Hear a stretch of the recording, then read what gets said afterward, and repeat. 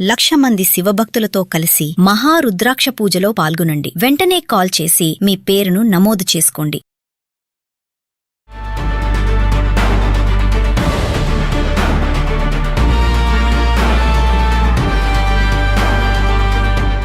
అందరికీ జై హింద్. ఈరోజు జియో పాలిటిక్స్కి సంబంధించిన ఒక కీలకమైన అంశం గురించి నేను మీ అందరితో మాట్లాడాలి అనుకుంటున్నాను. ఆ అంశమే డీ-డాలరైజేషన్ అండ్ దాని యొక్క ప్రభావము అమెరికా మీద ఎలా ఉంటుంది. ఈ యొక్క అంశంపై నేను డీటెయిల్గా బోర్డు మీద రాసి మీ అందరికీ ఎక్స్ప్లెయిన్ చేస్తాను. ఎప్పుడైనా గుర్తుపెట్టుకోండి, మనము ఇంటర్నేషనల్ రిలేషన్స్లో ఎప్పుడైతే మనం ఇతర దేశాలతో ఇంటర్నేషనల్ రిలేషన్స్ మెయింటైన్ చేస్తామో ఆ ఇంటర్నేషనల్ రిలేషన్స్లో మనము వాళ్ళతో ట్రేడ్ సంబంధాలు మనం కుదిరించుకుంటాం. ట్రేడ్ సంబంధాలు అంటే ఏంటి? మనము వాళ్ళ నుంచి పర్చేజ్ అయినా చేస్తాము, లేదా వాళ్ళకి మనం ఏదైనా అమ్మడమైనా చేస్తాము. దాన్ని సేల్ అంటారు. మనం ఏదైనా పర్చేస్ చేస్తే దాన్ని మనం ఇంపోర్ట్ అంటాం. అండ్ మనం ఏదైనా సేల్ చేస్తే దాన్ని మనం ఎక్స్పోర్ట్ అంటాం. చాలా బేసిక్గా చెప్పాలంటే మనం ఏదైనా వేరే దేశాలకు అమ్మితే, అది అమెరికా కానివ్వండి, చైనా కానివ్వండి, రష్యా కానివ్వండి, జర్మనీ కానివ్వండి, మనం అమ్మితే అది ఎక్స్పోర్ట్ అవుతుంది. మనం కొనుగోలు చేసుకుంటే అది ఇంపోర్ట్ అవుతుంది. నౌ ఇండియాలో మనం ఏదైనా కొనుక్కోవాలంటే మనం రూపాయలు చెల్లిస్తాం కదా. మనం రూపాయి ఇస్తే మనకి ఏదైనా వస్తువో సర్వీసో అందుబాటు చేస్తారు. కానీ అంతర్రాష్ట్రీయంగా మనము ట్రేడ్ చేయాలి అంటే మనకు డాలర్ కావాల్సి వస్తుంది. ఎందుకు డాలరే అంటే dollar is the international reserve currency, అదేవిధంగా ఇంటర్నేషనల్ ట్రేడ్ కరెన్సీ కూడాను. అంటే మనకి గ్లోబల్ ఎకనామిక్ ఆర్డర్ ఏదైతే ఉందో, గ్లోబల్ ఎకనామిక్ ఆర్డర్, ఈ గ్లోబల్ ఎకనామిక్ ఆర్డర్ ఏదైతే ఉందో ఈ గ్లోబల్ ఎకనామిక్ ఆర్డర్లో భాగంగా సాధారణంగా దేశాలన్నీ వాళ్ళ ట్రేడ్ని డాలర్స్లోనే చెయ్యాలి అని చెప్పి ఒక పాలసీ అనమాట. ఇప్పుడు ఇండియా ఏదైనా ఇంపోర్ట్ చేసుకోవాలి అంటే, ఫర్ ఎగ్జాంపుల్ ఇండియా ఫ్రాన్స్ నుంచి రఫేల్ విమానం కొనుక్కుంటుంది అనుకుందాం. ఫ్రాన్స్ నుంచి రఫేల్ విమానం మనం కొనుక్కుంటున్నాము. దీని యొక్క విలువ 100 కోట్ల రూపాయలు అనుకుందాం. 100 కోట్ల రూపాయలు, నాట్ డాలర్స్, రూపాయలు అనమాట. మనం ఏం చేస్తాము, ఇంటర్నేషనల్ మార్కెట్లో ఈ రూపాయి చెల్లదు కాబట్టి మనము డాలర్ని కొనుక్కుంటాము. మనం పర్చేస్ చేసినప్పుడు మనం డాలర్ని పర్చేస్ చేస్తాము. ఈ రూపాయలు ఇచ్చి మనం డాలర్ తీసుకొని ఈ డాలర్ వచ్చేసి మనం ఫ్రాన్స్కి ఇవ్వడం జరుగుతుంది. అప్పుడు ఏం జరుగుతుందంటే అంతర్రాష్ట్రీయంగా డాలర్ యొక్క డిమాండ్ పెరుగుతుంది అన్నమాట. ఎందుకంటే మనలాగా ఎన్నో దేశాలు వాళ్ళు అంతర్రాష్ట్రీయంగా ఏదైనా చేసుకోవాలి అంటే వాళ్ళకి డాలర్ అవసరం ఉంటుంది. కాబట్టి వాళ్ళు డాలర్ని కొనుక్కొని ఆ డాలర్ని ఫ్రాన్స్కి అందిస్తారు. ఇప్పుడు ఏం జరుగుతుంది, 100 కోట్ల రూపాయలు విలువైన ఈక్వివలెంట్ అమౌంట్ ఆఫ్ డాలర్ మనం కొనుక్కొని ఫ్రాన్స్కి ఇవ్వడం జరుగుతుంది. కొనుక్కొనైనా ఇవ్వడం జరుగుతుంది, లేదా మన దేశంలో ఉన్న డాలర్స్ కూడా డైరెక్ట్గా ఇవ్వడం జరుగుతుంది. ఎప్పుడైనా సరే ఒక విషయం గుర్తుపెట్టుకోండి, there is something known as exchange rate అన్నమాట. దీన్ని ఫారెక్స్ అని కూడా అంటారు. ఫారిన్ ఎక్స్చేంజ్, దీన్ని ఫారెక్స్ అంటారు. ఫారిన్ ఎక్స్చేంజ్ అంటే ఏంటి? మన రూపాయి ఇంకే దేశానికి చెందిన కరెన్సీతో ఎక్స్చేంజ్ చేసుకునే విధానాన్ని ఫారెక్స్ అంటారు, ఫారిన్ ఎక్స్చేంజ్ అని అంటారు. ఫర్ ఎగ్జాంపుల్ ఈరోజు ఒక డాలర్ విలువ 90 రూపాయలు అనుకుందాం. ఈరోజు డాలర్ విలువ 90 రూపాయలు అనుకుందాం. మన దేశానికి ఒక డాలర్ కావాల్సి ఉంది అంటే మనము 90 రూపాయలు చెల్లించాల్సి వస్తుంది. This is the exchange rate of rupee. కానీ ఇది స్టాటిక్ కాదు, అంటే ఇది స్థిరంగా ఉండదు, ఇది డైనమిక్గా చేంజ్ అవుతూ ఉంటుంది. ఇది ఒకే డైమెన్షన్లో ఒకే ఫిగర్ ఉండదు. ఎందుకంటే మన దేశము ఫిక్స్డ్ ఎక్స్చేంజ్ రేట్ని ఫాలో చెయ్యదు. 1991లో ఎప్పుడైతే మనం ఎల్పిజి రిఫార్మ్స్ చేసామో, ఈ ఎల్పిజి రిఫార్మ్స్ తర్వాత మనము ఫిక్స్డ్ ఎక్స్చేంజ్ రేట్ని మనము ఫాలో చెయ్యట్లేదు. 1991కి ముందేంటి, మన దేశం ఖచ్చితంగా చెప్పేసేది, ఎవరైతే ఇన్వెస్టర్స్ కానివ్వండి, ట్రేడర్స్ కానివ్వండి, బిజినెస్ మెన్స్ కానివ్వండి, వాళ్ళందరికీ మనం ఖచ్చితంగా చెప్పేసే వాళ్ళం, $1 ఇస్తే $1 కోసము నేను 47 రూపాయలే చెల్లిస్తాను అని చెప్పి ఖచ్చితంగా చెప్పేసేవాళ్ళం. దీన్ని ఫిక్స్డ్ ఎక్స్చేంజ్ రేట్ అంటారు. అంటే ఈ ఫిగర్ ఒక ఎగ్జాంపుల్గా తీసుకున్నాను, అది యాక్చువల్ ఫిగర్ కాదు. కానీ 1991లో మనము ఇలా ఎల్పిజి రిఫార్మ్స్ చేసిన తర్వాత మనం ఫిక్స్డ్ ఎక్స్చేంజ్ రేట్ నుంచి ఫ్లోటింగ్ ఎక్స్చేంజ్ రేట్కి మనము మారడం జరిగింది.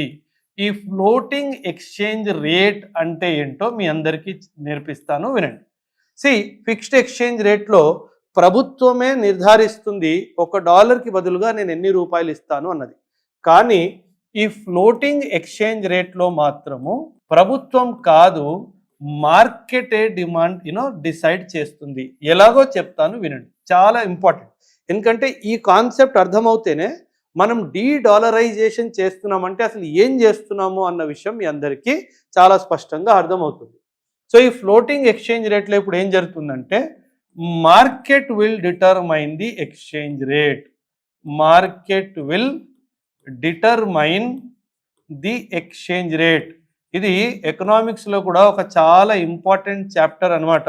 మీరు యూపీఎస్సి కానివ్వండి, ఏపీపీఎస్సి కానివ్వండి, టీజీపీఎస్సి కానివ్వండి, ఎస్ఎస్సి సీజీఎల్ కానివ్వండి, బ్యాంక్ ఎగ్జామ్ కానివ్వండి, ఇలా ఎన్నో ఎగ్జామ్స్కి మీరు ప్రిపేర్ అవుతున్నప్పుడు ఇలాంటి కాన్సెప్ట్స్ని మీకు ఇంటర్వ్యూలో అడుగుతారు, మెయిన్స్లో అడుగుతారు, ప్రిలిమ్స్లో కూడా అడుగుతారు. ఈ market will decide the exchange rate అంటే ఏంటి? సాధారణంగా ఎప్పుడైనా సరే ఒక ప్రోడక్ట్ తీసుకుందాం.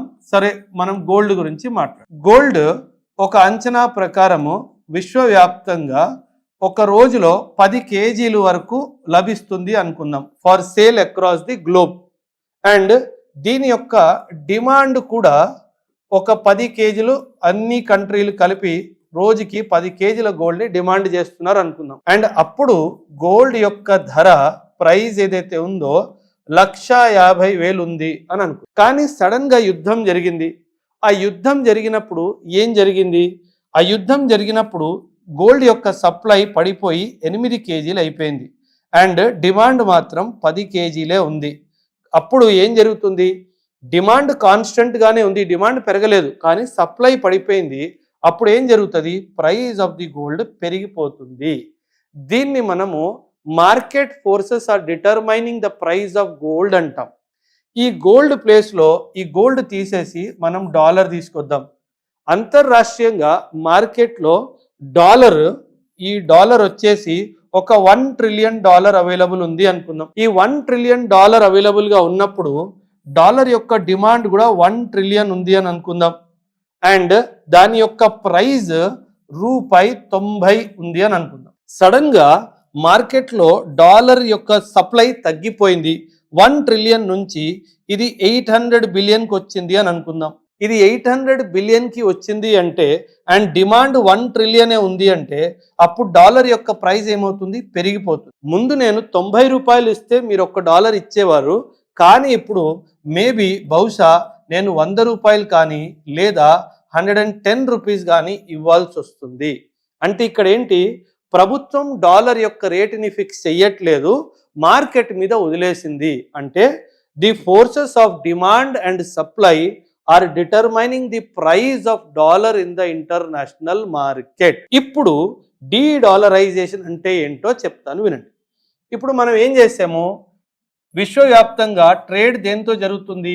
డాలర్స్లో జరుగుతుంది. కానీ ఇప్పుడు సడన్గా ఏమైంది? ఫర్ ఎగ్జాంపుల్, మీరు న్యూస్ గనక ఫాలో అవుతున్నట్టయితే రష్యా రీసెంట్గా బంగ్లాదేశ్తో ట్రేడ్ చేస్తున్నప్పుడు రష్యా ఏమని చెప్పింది? బంగ్లాదేశ్, నువ్వు నాతో ట్రేడ్ చేస్తున్నావు కదా, నువ్వు నాకు డాలర్స్లో ఇవ్వాల్సిన అవసరం లేదు, నేను నీతో ట్రేడ్ చేస్తాను, నువ్వు నాకు రూపీస్లో డబ్బులు చెల్లించు అని చెప్పింది. కానీ ఇంతకు ముందు బంగ్లాదేశ్ రష్యాకి ఏమి ఇచ్చేది? డాలర్ ఇచ్చేది. కానీ ఇప్పుడు రష్యా బంగ్లాదేశ్కి ఏం చెప్తుంది? నువ్వు నాకు డాలర్ ఇవ్వనక్కర్లేదు, నాకు నువ్వు రూపాయలు ఇచ్చినా నేను యాక్సెప్ట్ చేస్తాను అని అంది. ఫర్ ఎగ్జాంపుల్, ఈ యొక్క బంగ్లాదేశ్ రష్యా ట్రేడ్ 1000 కోట్లు అనుకుంది. ఇంతకు ముందు బంగ్లాదేశ్ ఏం చెయ్యాలి? ఈ 1000 కోట్లని డాలర్లో కన్వర్ట్ చేసి అప్పుడు రష్యాకి ఇవ్వాలి. కానీ ఇప్పుడు ఆ అవసరం లేదు, ఇప్పుడు ఇండియా రూపీలో కన్వర్ట్ చేసి రష్యాకి ఇవ్వచ్చు. అంటే అంతర్రాష్ట్రీయంగా డాలర్ యొక్క డిమాండ్ 1000 కోట్లుగా తగ్గిపోయింది. అంటే డిమాండ్ తగ్గిపోయింది. డిమాండ్ తగ్గిపోయింది కానీ సప్లై తగ్గిందా? సప్లై కాన్స్టెంట్ గానే ఉంది అని అనుకుందాం. సప్లై కాన్స్టెంట్ గానే ఉంది, డిమాండ్ తగ్గిపోయింది. ఎంతకు తగ్గిపోయింది? 1000 కోట్లకి డిమాండ్ తగ్గిపోయింది. ఈ డిమాండ్ తగ్గిపోవడం వల్ల అప్పుడు ఏం జరుగుతుంది? ప్రైస్ ఆఫ్ ది డాలర్ పడిపోతుంది. ఈ డీడాలరైజేషన్ చేయడం వల్ల విశ్వవ్యాప్తంగా డాలర్ యొక్క ప్రైస్ పడిపోతుంది. ముందు నేను 90 రూపాయలు చెల్లించేవాడిని ఒక డాలర్ తెచ్చుకోవడానికి, ఇప్పుడు బహుశా 78 రూపాయలకే నాకు ఒక డాలర్ లభిస్తుంది. అంటే డాలర్కి కంపారిజన్లో నా కరెన్సీ బెటర్గా పర్ఫామ్ చేసింది. దేనివల్ల బెటర్గా పర్ఫామ్ చేసింది? నేనేం చేయలేదు, ఒకటే పని చేశాను. ఏం చేశాను?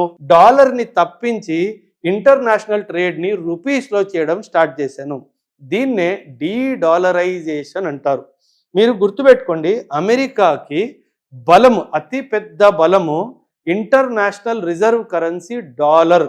ఇది మాత్రం జరిగిపోయిందంటే అమెరికా కుప్ప కూలిపోతుంది. ఇండియా యొక్క ఉద్దేశం ఏంటంటే అందరూ డాలర్ మీదనే డిపెండ్ అయి ఉండడం వల్ల అండ్ అమెరికా ఏదో ఒక కారణంగా ఒక యుద్ధం తర్వాత ఒక యుద్ధం, ఒక యుద్ధం తర్వాత ఒక యుద్ధం చేయడం వల్ల డాలర్ చాలా వోలటైల్ అయిపోయింది, చాలా డిస్టర్బ్ అవుతుంది. మనము ఒక రిజర్వ్ కరెన్సీ డాలర్ కాకుండా వేరేది తీసుకురావాలి అని చెప్పి విశ్వవ్యాప్తంగా ఎన్నో చర్చలు జరుగుతున్నాయి. అండ్ అందులో ముఖ్యంగా మన దేశము బ్రిక్స్ లాంటి ఒక సంస్థ ప్లాట్ఫామ్ మీద బ్రిక్స్ కరెన్సీ గురించి కూడా మాట్లాడడం జరుగుతుంది. ఇదే జరిగినట్టయితే అమెరికా యొక్క స్థాయి విశ్వవ్యాప్తంగా ఏదైతే ఒక సూపర్ పవర్ స్థాయి ఉందో ఆ స్థాయి నుంచి అమెరికా జరిగిపోయే అవకాశం కూడా ఉంది. అందుకే ఈ కాలంలో డీడాలరైజేషన్ జరిగింది అంటే మాత్రం అమెరికా ఖచ్చితంగా కుప్పకూలిపోతుంది. అండ్ ఆ పని చేసే సత్తా మన భారతదేశానికే ఉంది. ఎందుకు మన దేశానికే ఉంది అంటానంటే విశ్వవ్యాప్తంగా చాలా ఎక్కువ శాతంగా ట్రేడ్ మనం చేస్తాము. ఇతర దేశాలు ఈ రిస్క్ తీసుకోకపోవచ్చు, కానీ రష్యా లాంటి దేశాల సహాయంతో బహుశా ఫ్యూచర్లో చైనా కూడా మనకి సపోర్ట్ చేస్తే బ్రిక్స్ ప్లాట్ఫామ్ ద్వారా గాను లేదా మన సొంతంగాను మనం డాలర్ని రీప్లేస్ చేసి రూపీ తీసుకొచ్చే అవకాశం ఉంది. ఇదే జరిగితే అమెరికన్ ఎకానమీ కంప్లీట్గా కొలాప్స్ అయ్యే అవకాశం కూడా ఖచ్చితంగా ఉంది. సో ఈ అంశంపై మీకున్న అభిప్రాయాన్ని కూడా ఖచ్చితంగా కమెంట్స్లో తెలియజేయండి. థ్యాంక్ యూ అండ్ జై హింద్.